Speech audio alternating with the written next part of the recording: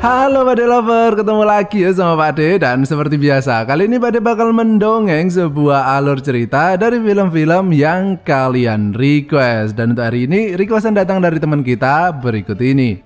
Dia merequest sebuah film yang berjudul My Friend's Mother, yang tentu saja bukan judul aslinya ya, karena film ini adalah film JAV. Jadi Pade bakal sediakan kode nuklir di video ini yang bisa kalian tukarkan di Indongapret. Buat yang ngerti, diam aja ya, nggak usah banyak ngomong, biar bocil-bocil di sini nggak bisa menemukan film ini ya.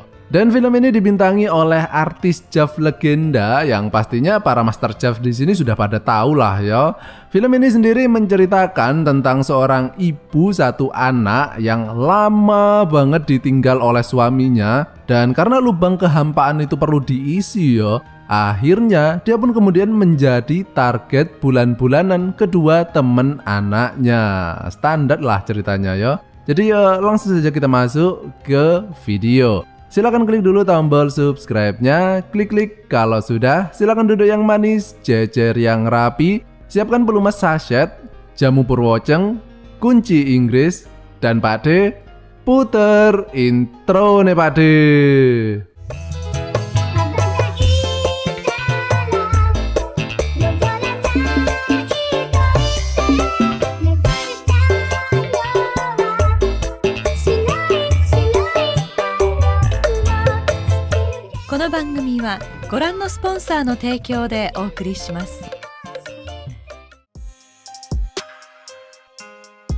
Film ini dimulai dengan dua orang yang sedang jalan santai sepulang dari warung Mbok Darmi.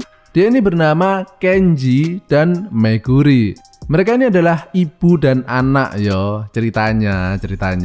Nah, ketika mereka ini sedang jalan-jalan nyantai ini, tiba-tiba dari arah seberang terlihat dua orang cowok. Mereka ini adalah teman semasa kecil Kenji yang bernama Yuya dan Masato. Tapi mereka ini bukan teman deket yo, bahkan bisa dibilang mereka ini jarang banget bergaul dengan Kenji, karena Kenji ini adalah tipe orang yang penyendiri gitu ya. Nah, ketika mereka ini melihat Kenji dan ibunya itu, mereka mengira bahwa Kenji ini sedang berjalan bareng dengan pacarnya. Dan mereka ini sebenarnya berniat untuk menggodanya ya. Namun, mereka ini kemudian sangat terkejut ya ketika mengetahui kalau ternyata Meguri ini adalah ibu Kenji. Ibunya masih cakep loh ya. Ya iyalah, wong dia ini kan artis JAV ya. Tapi emang sih, Meguri ini adalah salah satu artis JAV yang sudah berumur, namun aura sensualnya itu masih sangat terpancar ya. Ada yang setuju nggak dengan pendapat Pak De barusan? Nah, mereka ini kemudian mencoba mendekati Kenji dengan dalih kangen ya, pengen main bareng lagi gitu, kayak pas waktu mereka kecil dulu. Yang sebenarnya sudah kalian tahu lah ya, kalau sebenarnya itu semua cuma modus aja sih, biar mereka bisa mendekati Meguri. Dan film ini pun dimulai. Mbok fantasiku. Keesokan harinya, mereka pun datang ke rumah Kenji dan terlihat Meguri yang sedang menyiapkan suguhan susu cap nona, susu cap janda. Ya meskipun dia ini ceritanya bukan janda ya, tapi suaminya itu lama banget nggak pulang-pulang dari luar kota.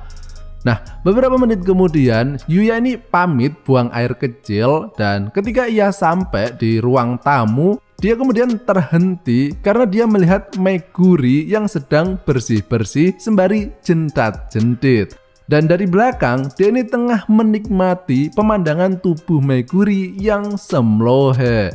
Dan tiba-tiba terdengar suara bel ting-tung, dan ternyata itu adalah kurir JNE yang mengantar paket untuk Meguri. Sementara itu, Yuya yang dari tadi tengah mengikuti Meguri kemudian mengetahui kalau ternyata isi paket tersebut adalah tongkol jagung sintetis yang bisa geter-geter itu. Dan Meguri ini kaget ya mengetahui Yuya yang tengah melihatnya. Yuya kemudian menanyakan arah toilet karena dia ini pengen buang air kecil toh. Dan ketika Yuya hendak menuju ke toilet, dia kemudian berubah pikiran dan kembali menuju ke arah Meguri. Sehingga meskipun Yuya ini sedang kebelet pipis yo, Namun dia ini bukannya mencari lubang toilet, melainkan mencari lubang yang lain, lubang knalpot gitu. Nah, beberapa menit kemudian setelah lega banget gitu rasanya bisa buang air kecil barusan, Yuya kemudian pamit pulang dan diikuti oleh Masato.